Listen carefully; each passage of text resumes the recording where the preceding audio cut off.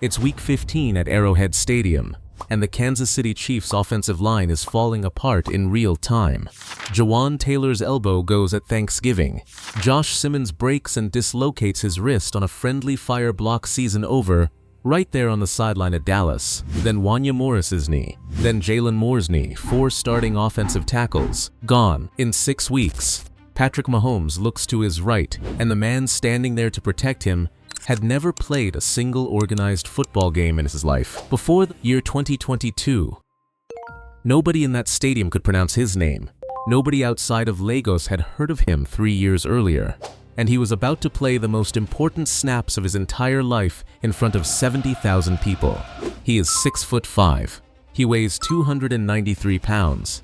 At the NFL's International Combine, he posted the kind of measurables that made scouts lean forward in their chairs, and then they read his file and realized he had no college stats, no high school film, nothing, because there was nothing to find. He had never played American football in an organized setting before he was 21 years old. He was a basketball player who had never put on a helmet, and yet, in his first NFL preseason, his first real football games ever, he logged 21 pass-blocking snaps and did not allow a single pressure. Not one. But what you probably didn't know is that he almost never got the chance. His father gave him exactly 1 year to make something of his athletic career, or it was medical school. No discussion, no extensions, no renegotiating. When the coaches at Educational Basketball in Lagos found him in December 2021, he had 1 month left on that clock. 1 month before that conversation with his father was going to go a very different direction. He had no film, no offers, no pipeline. And when he finally got to Kansas City, he spent 2 full years on the practice squad, blocking against Chris Jones and George Karlaftis every single day, preparing starters for games he would never play in, until a 6-week avalanche of injuries changed the entire equation. In this video, you're going to find out how a kid from Lagos built himself into an NFL player with no football background and a 1-month deadline. You're going to find out what it actually takes to go from a basketball court in Nigeria to the offensive line of a dynasty. And you're going to see exactly what happened when 4 starters went down and a number 72 nobody knew stepped out onto that Arrowhead turf. But before we break this down for you, do me a favor and hype the video and subscribe. And with that, let's go. So how does a kid born in Aguleri, raised in the most chaotic and electric megacity in Africa, end up protecting the best quarterback on the planet? You have to understand Lagos first. 21 million people. Traffic that doesn't move for 3 hours at a stretch.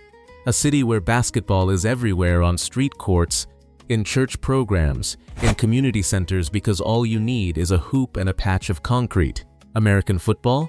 You'd be hard-pressed to find a real field. You'd be even harder-pressed to find anyone who knew the rules, let alone anyone organized enough to be teaching them to young athletes. Chukwuebuka Jason Godrick was born on October 11, 2000, in Aguleri, Anambra State, but Lagos is where he grew up, and Lagos is what shaped the kind of person he became. His father was a serious man with serious expectations, medicine, a real career with a real future attached to it. Sports were acceptable as a pursuit until they stopped producing results, and his father was not the kind of man who left that kind of decision open-ended indefinitely. 1 year. That was the deal he put on the table. Figure out your athletic career or come home and commit to medical school. No revisiting it later, no softening of the terms. It was the kind of ultimatum that would have broken most people and sent them straight to the library. Chu treated it like a deadline to beat. He had been playing basketball, not at a high level, not on a clear path to anything professional, just a tall, gifted, athletic kid in Lagos trying to make something real happen with the body he had. And then in December 2021, with exactly 1 month left on his father's clock, he walked into the Educational Basketball program. Educational Basketball is a Christian initiative in Lagos that combines serious athletic training with mentorship, faith, and life guidance, the kind of organization that looks at who you actually are, not just what your numbers say. Brothers Olutobi and Islupo Adepitan run the program together, and they have a particular eye for athletes who are built differently from everyone standing around them. When they saw Chu for the first time, They did not see a basketball player who needed better handles. They saw something else entirely. Chu's dad had given him 1 year to figure out his sports career. Or he was going to go to medical school, Isiolupo Adepitan later recalled. He had 1 month left to figure it out, and that's when he met us. The Adepitans redirected everything. They told him about American football. They explained what his size meant in that specific sport, what his athletic movement patterns suggested about his upside, what the NFL's international pipeline actually looked like for a man built the way he was built. They laid out a vision for getting to the NFL from Lagos, and Chu, who had 1 month left on a deadline and nothing to lose, said yes. Immediately, what came next was not a montage. It was grinding, physical, exhausting, daily work. He drove through Lagos traffic to reach workouts every single day. Lagos traffic. Anyone who has spent time in that city knows exactly what that means. Hours in a car going nowhere, burning the kind of time you cannot afford to lose, arriving already depleted before the real training even begins. He did it anyway. He did it consistently. He showed up every time. From educational basketball, the path moved upward to OCU Manyozora Prize, then to the NFL Africa Touchdown Camp in Ghana. A 2-time Super Bowl champion with the New York Giants, and one of the primary architects of NFL development across the African continent, was direct about what he saw in Chu. He singled him out alongside fellow Nigerian David Agoha as players he believed were genuinely ready for real NFL action. That kind of endorsement from that kind of voice opens the specific doors that actually matter. The International Player Pathway Combine came next, and then LaCharles Bentley, former Pro Bowl center, founder of Bentley O-Line Performance in Chandler, Arizona, one of the most respected offensive line development coaches in the country. That facility in the Arizona desert is where raw athletic ability gets converted into something a defensive end actually has to game plan against on Sunday afternoons. Chu was there in 2022, learning footwork from scratch, learning hand placement, learning the entire vocabulary of a position he had never played in a sport he had barely watched, in a country he had never lived in before. Most players walking into that facility have been playing organized football since middle school, since youth league, since they were old enough to put on shoulder pads. Chu had been playing basketball 12 months earlier, and in 2023, the NFL allocated him to the Kansas City Chiefs through the International Player Pathway Program. He showed up to a locker room that contained Patrick Mahomes, Travis Kelce, and Chris Jones. He had played 0 games of organized football in his entire life. It was like, wow, okay, they know who I am, he said. After Mahomes and Kelce both came over to introduce themselves on his first day in the building. But he also had something no other rookie in that locker room had available to him, Prince Tega Wanogho, a fellow Nigerian offensive tackle already established on the roster. To my advantage, I have a Nigerian on the team. He plays my position too, so it was a great connection. We hit it off from the jump. In a room full of strangers speaking a language he was still learning in football terms, that connection was more than cultural comfort. Wanogho had made it through the same international pathway. He knew precisely what the next several months were going to demand. That first preseason, Chu played 21 pass-blocking snaps in games he had no business looking competent in. He allowed 0 pressures. 0. Then the regular season arrived, and he went straight to the practice squad, which is the NFL's version of a residency program. You are present. You are working, you are learning every detail of the craft, and you are not seeing the field on game days.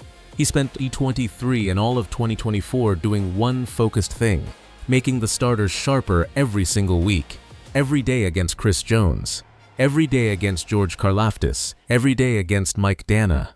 When I was in the practice squad last year, I did my best to show up and give the best look I could for the starters, he said. Going against Chris Jones, Mike Dana, George Karlaftis day by day, it definitely made me a better player. But it was great to hear at the end of the year that I got them better and got them ready for games. It just goes to show that everybody on the team is important. He was invisible to the national media. He was not in anyone's fantasy football lineup. He was doing exactly what you do when you have no margin for error, no safety net, and a father's voice somewhere in the back of your memory reminding you what the alternative was supposed to look like. And then the avalanche hit. Over a 6-week stretch leading into December 2025, the Chiefs lost all 4 of their starting offensive tackles. Jadon Taylor's elbow at Thanksgiving. Josh Simmons' wrist, fractured and dislocated on a block gone wrong. His season finished on the Dallas sideline with weeks still remaining. Wanya Morris's knee. Jalen Moore's knee. 4 men. The entire starting unit above Godrick gone. Coach Andy Heck looked at his options, and the name at the top of the available list was a man who had appeared in exactly 0 regular season games in his entire NFL career. On December 13th, Chu was elevated from the practice squad and started at right tackle in Week 15 against the Los Angeles Chargers at Arrowhead Stadium. 70,000 people, national television, Patrick Mahomes directly behind him. He played 29 pass-blocking snaps. He allowed 0 pressures, 1 holding penalty, 1 in 29 snaps against a pass rush constructed specifically to expose exactly this kind of inexperienced vulnerability. The Chiefs won. He was signed to the active roster on December 20th and started the following 2 games as well. Over those 3 starts, he logged 88 pass-blocking snaps, 3 pressures allowed across the entire stretch, 0 sacks. In a season where the Kansas City offensive line was in genuine structural crisis, the former basketball player from Lagos did not crack. Last year, "I couldn't have imagined I'd be where I'm at right now," he said when it was finally over. "This is something you write in the movies." He said it like it was somebody else's story. Like the man sitting across from the reporter still couldn't fully account for the distance between where he had started and where he now was. From Aguilera to Lagos, from a basketball court in a Christian program to an NFL combine stage, from a 1-month deadline and a father's ultimatum to 88 snaps, protecting a champion quarterback under the biggest lights in professional football. No scholarship, no college program, no high school film, no draft pick because no one drafts what no one has seen. No runway at all except one yes at exactly the right moment. And the kind of stubbornness that makes a man drive 3 hours through Lagos traffic every single day until the world finally has no choice but to pay attention. Chukwuebuka Jason Godrick, number 72, a Kansas City Chief. And if the injury avalanche that ultimately put him on that field tells you anything at all, it's that his story is nowhere close to finished. Be sure to hype the video and subscribe. And with that, I'm out. Peace.